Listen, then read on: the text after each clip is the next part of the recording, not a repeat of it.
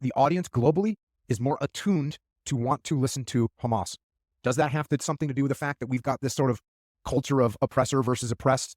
And Hamas is putting themselves out there as the oppressed, and the global world right now thinks that oppressed people are the ones that need support. Of course, that's how we all got raised. That's what the freaking special forces, the Green Berets, their motto is liberate the oppressed. That's what they live for. What we don't realize is that sometimes the oppressed are Nazis. Sometimes the oppressed are extremists that actually should be oppressed. There's these two questions that have obvious answers, and yet those obvious answers completely contradict one another in terms of how they get applied practically. One is, does the Israeli government have a right and responsibility to defend its own people and to retaliate when they're attacked? Of course. That's just an obvious, it's almost a non sequitur. Of course they do.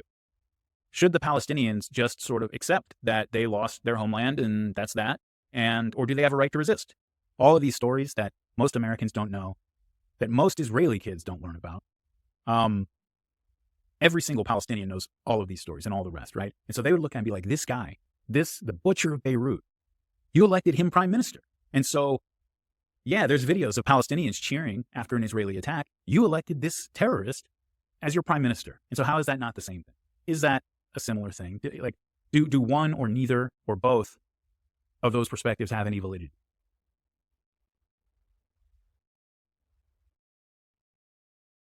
Behind all the cultural artifacts that color who we are, at base, we're just human, and we can all understand each other on that human level. We all have the need for love. We all feel the emotions of selfishness. We all feel jealousy. We have all of these things in common that are the foundation through which every cultural belief and every source of identity that we adhere to or subscribe to are built from.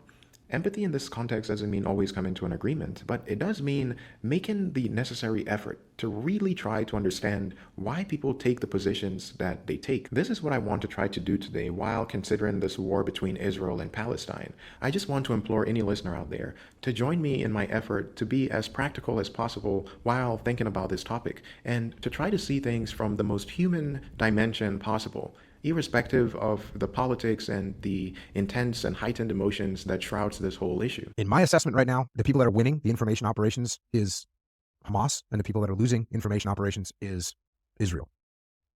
When you see, and for people that don't know what information operations, it's probably, I don't know, I don't have the military definition on hand, but it's like the all-encompassing, how are we telling the story?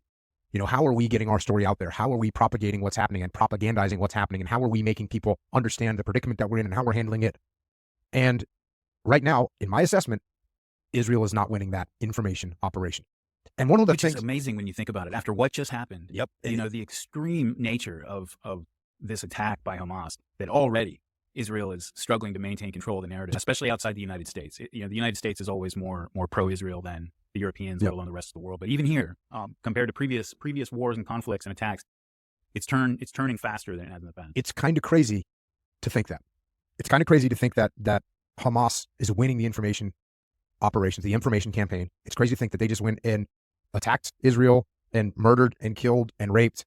And in a week, people are, like you said, butting that. And Hamas is winning the information. That's a shock. It's always good to have a healthy dose of skepticism when thinking about military or just political affairs, and Israel is no exception to this. There are countless examples of countries using their propaganda machine to mislead the public both internally and externally about what they're actually doing. In spite of that, we can't just dismiss the public-facing side of these systems, for one, because it's all we have to work with, and two, because the propaganda itself tells us something, a lot, I would argue, about the ideals of that country. A government wouldn't lie about invading another country to free those people and to disarm weapons of mass destruction if those don't have something to do with the ideals of that country. To the extent that those ideals aren't met, it's more often a consequence of the corruption of those in power. I know, shocker, people in power can be corrupt. It's more often that than it is a representation of the principles and ethos that a country aspires to. This is the lens through which I view Israel and Hamas. And I say Hamas specifically because I think it's appropriate to make a distinction between Hamas and the Palestinians.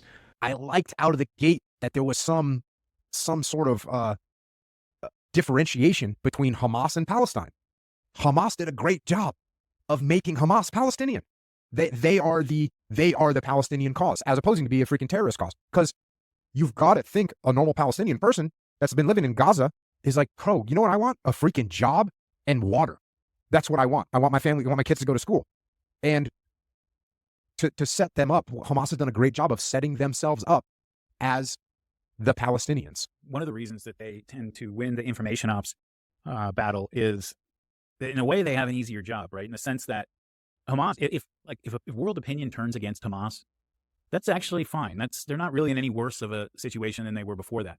As long as the intensity of emotions and hatred and everything goes up to prevent any fatal compromises, they're going to subvert their maximal gain, then that's good. As long as the level of intense emotions goes up. And that is easier to do. What you said too about, the ones who may be oppressed, you can step back and look at this from a historical perspective and say, no doubt these people are oppressed.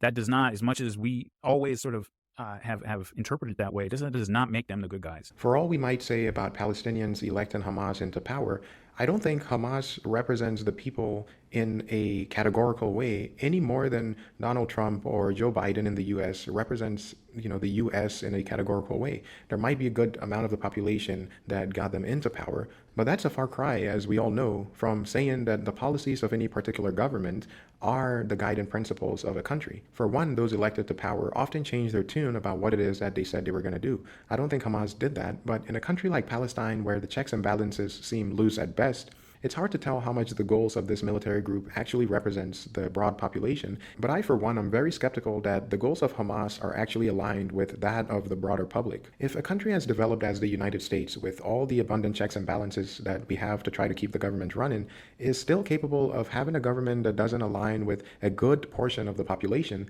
then how much more a country like Palestine, which is barely able to decide which government is actually in power? In this sense, it's one thing to condemn Hamas. It's quite another thing to condemn the Palestinian people. Oftentimes, people point to the riots in Palestine and how carelessly they treat people's lives who get caught in the middle of those riots, and use that as a justification for why the citizenry is just as corrupt as the government. But looking at our own country, assuming you're here in the US or anywhere in the West, you know that there are a lot of riots which don't really represent even the minority view in the country. It's also quite difficult for me to see how a group like Hamas, using their own people as human shields, could possibly be aligned with the interest of those people. Again, comparing it to the West, in the spirit of that human perspective that I talked about in the beginning, we just need to look at what our government is doing and the opposition within the country to that. And imagine our government, in addition to using us as human shields, also causing our neighbors to react in such a way that kills so many of us. How would we feel about that government? I really doubt most of us would be fond of that government, even if there's an outspoken minority out there that actually supports that government and is trying to promote that agenda out in the streets somewhere. Another way in which the goals of Hamas easily diverges from that of the regular Palestinian is in the possibility of a two-state solution. Ironically, this aligns Hamas more with the Netanyahu administration, who has also made it clear that he is not in favor of a two-state solution. This is probably the main reason why some have theorized that Netanyahu is in cahoots with Hamas, a claim that doesn't really seem to have a lot of evidence to back it up that I've seen. While I'm sure it's very interesting to consider why Netanyahu would be prioritizing the sabotage of a two-state solution more than he would be prioritizing the Jewish lives that would be lost by enabling Hamas, and also the peace deals that he's actually trying to strike with these Arab countries when the October 7th attack happened, I think it's just a conspiracy theory at best. Nonetheless, it's a very interesting alignment between Hamas and the Netanyahu administration. Or more interestingly, it's a misalignment between the Netanyahu administration and very likely a good amount of the Israeli people. And also a misalignment between Hamas and a good amount of the Palestinian people whose freedoms Hamas is supposedly fighting for. Hamas, as an opponent of the two-state solution, is an unsavory ally of people like Netanyahu. I'm not saying they support these people or they're sending them weapons or anything like that, but, Benjamin Netanyahu to the Israeli Knesset, a quote from him, he said, "Anyone who wants to thwart the establishment of a Palestinian state has to support bolstering Hamas and transferring money to Hamas. This is part of our strategy to isolate the Palestinians in Gaza from the Palestinians in the West Bank. It's impossible to reach an agreement with them. Everyone knows this." And he's talking about Hamas here, but we control the height of the flame. This is the way a lot of the people around Netanyahu look at Hamas. And others who are critical of Hamas, are critical of Netanyahu, like Ehud Barak, have criticized the Netanyahu faction for this position. It's much more easier for me to condemn Hamas, a group that founded itself on the premise that it was going to eradicate the Jews from that region, from the river to the sea, than it is for me to condemn Palestinians, who, like any other citizenry, has the goals of taking care of their family, loving their kids, taking their kids to school for an education. And speaking of propaganda, we can consider how effective it can be at brainwashing a population. We only need to look at Japan in World War II or North Korea right now. But it's really hard to imagine that level of brainwash for a part of the world that has been heavily influenced by outside intervention for all of recent history. Add social media to that and the inevitable intermingling between Israelis and Palestinians, and it's very difficult to imagine that most Palestinians are anti-Semites or want anything less than to just live peaceful lives. You know, like it's one thing Nietzsche had right. Yes, power can corrupt, but weakness and continual defeat can corrupt the soul as surely as anything. And that is something that I mean, there's no doubt that it's happened in Gaza to a large degree. It's not as bad in the West Bank, but there have been independent journalists and stuff who've gone and taken polls of Palestinian schools and classrooms, little 12-year-old, 10-year-olds, and asked them, what do you want to do when you grow up? And something like 65 or 70% say, I want to be a martyr. And it's like, you know, well, everybody wants to climb the status ladder in their particular society. And in the context of that society, things have warped so much that that is what kids aspire to. And it's like you said, that's a generational solution. If there's any solution. If there is a solution. I could be wrong about the larger public sentiment in Palestine. It's hard not to have a little bit of doubt when you have a kid calling his parents in Palestine to brag about how many Jews he had killed during the October 7th attack. But then again, such fringe examples do not seem to carry enough weight to condemn the entire population of Palestine any more than some activity of the KKK or an anti-fascist group in the US can be used to categorize the entire population or even a sizable minority of people in the US. You know, some people don't like a question like this. Other people were more thoughtful about it, which is, you know, it's a reasonable question to ask whether a stateless refugee population confined to an area ringed by a wall that is patrolled by remote-controlled machine gun robots, which Gaza is, whether the people in there can ever actually really, in broad sense, be the aggressors against the state that put them there and keeps them there. Like, that's not an unreasonable question, in my opinion. Now, you know, that doesn't really, it wouldn't affect my decision-making process if I was the Israeli prime minister. You know, you have an obligation to protect and retaliate if you can't protect your people. But if you look back at, like, the United States during the frontier days, you know, there were Indian attacks, Indian raids. They killed whole families. They mutilated corpses, all these terrible things. And those things were used to justify continued expansion and retaliation by the United States. But like if today the American Indian movement started bombing, you know, shopping malls and stuff, everybody would look at that very differently than they look at Crazy Horse or somebody attacking back in the 1800s. That's them resisting the loss. I mean, we see what became of the Native Americans. They're resisting that. Nobody would really begrudge them, you know, their right to resist that. Palestinians, it's such a unique case because, you know, this is something that has been going on for really about 100, 110 years now. Israel's been around since 48.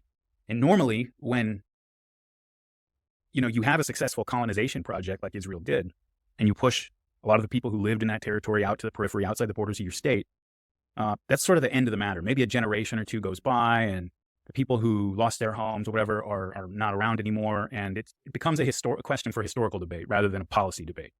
And the Palestinians have never stopped fighting, never stopped resisting, partly because of the Arab states and the support and encouragement that they've given them. And so this is something that is really a relic of an earlier historical period that has persisted into the present day. I don't want to spend too much time making points for why I think Hamas should be condemned, because all the points that I've heard as to why Hamas is a legitimate group of people really don't hold any weight whatsoever. It's usually people denying that what happened on October 7th actually happened, or saying that somehow that was perpetuated by the Israeli government itself, or saying that while it did happen, it was somehow justified. While there's always a small chance that some of these theories might end up being true, that's really all they are at the moment, is just theories, and some of them are just conspiracy theories at best, with no substantiation that I've seen so far to back them up. I am more than happy to be pointed in the direction of any reference that actually substantiates that Hamas is not a terrorist group, or that they did not actually carry out the October 7th attack. Now hold on a second. Before you break your keyboard trying to type, here's another person who thinks October 7th started this whole war. No, I do not. And you're right. I'm sure Israel too has perpetuated its own gratuitous violence and suffering upon citizens who had nothing to do with the war whatsoever, but for being at the wrong place at the wrong time. And not just historically, but I'm sure presently, I would be shocked if there aren't pockets of the Israeli military, or even just overzealous civilians, who have taken it upon themselves to use this war as a pretext to commit heinous crimes. This is war, after all, in spite of how unfortunate and unjustifiable those might be. People have looked at these videos that have come out of people in Gaza, people on the street, celebrating around the corpse of an Israeli woman. There was one being paraded around. There's videos like of after Israeli attacks just in the past of Palestinians celebrating on the street. And people point to that as a sort of justification for a sense of collective responsibility on these people. They voted in Hamas. They cheer on these attacks. They might not have carried them out, but there's no reason that we should be real squeamish about any attacks that happen to kill those people, because look at them. They're celebrating these attacks. The other side's argument, they would look and say, okay, back in 1948, as the war was going on, there was a group called the Stern Gang.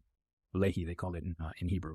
This was a straight-up terrorist organization that sent mail bombs to British officials in London, may have sent mail bombs to Harry Truman, a hardcore group of people. They planted bombs in marketplaces that massacred hundreds of Palestinians. In 1948, a group of them went into a village called Deir Yassin and massacred everybody there. It was a My Lai massacre kind of thing. All the men were gone. All the military-age men were gone because they were involved in the fighting somewhere, and they just came and massacred all the women and children. And this is something that Israeli historians have written about, and it's not really controversial anymore about what happened. It was a My Lai-style massacre that was carried out by this group, the Stern Gang, or Lehi. Well, Lehi is still a recognized medal in the Israeli Defense Forces. So is Irgun, which is another major terrorist organization, Zionist terrorist organization that existed back then. The leader of that group, when the Deir Yassin massacre was carried out in 1948, was Yitzhak Shamir, who was later elected prime minister of Israel. The leader of Irgun, the other terrorist organization that killed huge numbers of civilians, killed a lot of British personnel as well, including carrying out the King David Hotel bombing, which is where the British used as their headquarters. The leader of that group was Menachem Begin. He was later elected Israeli prime minister. You take a guy like Ariel Sharon, who, all hyperbole aside, I mean, Ariel Sharon is like a real deal 20th century war criminal. And there's a lot of Israeli high officials, including military people who were in the government with him, who think that. You go back to like 1981. The Israeli defense minister, Ben-Gal, was being accused by some of his own high officials of in signing off on killings of civilians. And so he got run out of office. And Menachem Begin was prime minister at the time. And so he replaces the defense minister with Ariel Sharon. And right away, Ariel Sharon wanted to go to war with Lebanon. That's what he wanted to happen. Because that's where after 1970, that's where most of the Palestinian leadership was. He's literally working with IDF Northern Command and special operations groups up there, where they killed hundreds of civilians with car bombs, donkey bombs, other IEDs that they placed around that were built in Israeli special operations headquarters, or not the central headquarters in Tel Aviv, but up there in Northern Command. They were building these bombs, getting locals to, paying them to go plant them in areas with the specific goal. And again, there's enough high Israeli officials and military officials from that time who are critical of what Sharon was doing that we've kind of got the full story on it now, that his goal was to ignite a civil war between the Lebanese Christians, the Shiites, and the Palestinians. And so he would bomb the Shiites and the Christians and try to make it look like it was the Palestinians. He would bomb Palestinians, try to make it look like it was the Shiites or the Christians to get them going. And I mean, one car bomb killed 83 civilians, wounded another 300. A lot of the people who were killed were women who worked in a clothing factory that all burned to death. And there were hundreds and hundreds, minimum hundreds of people who were killed in these straightforward terrorist attacks, right? He gets his way, though. They do invade Lebanon after some things kick off. As the Lebanese war is progressing, Sharon is just straight up lying to Begin, the prime minister, and the rest of the government. He's like, okay, yeah, all I'm doing, establishing a security perimeter right here in like this little part of southern Lebanon. We just got to push these people out because they're launching, rockets or mortars at our troops. We're going to do that. And he would push out past that. And he'd say, well, now we have to, it was just a mission creep, but it was done very consciously. And so that they went all the way up to Beirut. When they were in control of Beirut, there's the famous massacres that took place at Sabra and Shatila, which are two Palestinian refugee camps where the Israeli Defense Forces were in control of the area, and one of the Christian militias in Lebanon that they were allied to went in there under the watch, and we know now with the knowledge of a lot of the people, they didn't know exactly what was going to happen, but they knew there was going to be a massacre, and they let them go in, and they killed 1,000, maybe 1,500 Palestinian civilians, women and children, massacred them, cut them up, mutilated them. It was a horrible war crime, so that happens. They call Ariel Sharon the butcher of Beirut. Every Palestinian calls him that. All of these stories that most Americans don't know, that most Israeli kids don't learn about. Every single Palestinian knows all of these stories and all the rest, right? And so they would look at it and be like, this guy, the butcher of Beirut, you elected him prime minister. And so, yeah, there's videos of Palestinians cheering after an Israeli attack. You elected this terrorist as your prime minister. And so how is that not the same thing? Is that a similar thing? Do one or neither or both of those perspectives have any validity?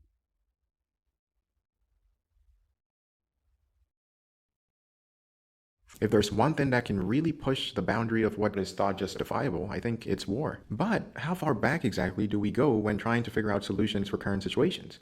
Can we say that the Nazis were justified because the Germans got the short end of the stick after World War I? And so it was fine for them to do what they did during World War II as a reaction to how they were treated? I think not. The cycle of violence began at a time, and I kind of touched on this earlier, but it began at a time when the world was very different than it is now. 1948, that's right after, 1948 is when the Zionist forces drove 700 to 800,000 Palestinians out of their towns and villages, pushed them out into these refugee camps where they've been sitting ever since. Massive atrocity. If that were to happen today, we would look at that as something that's totally unacceptable. This was 3 years after the Second World War.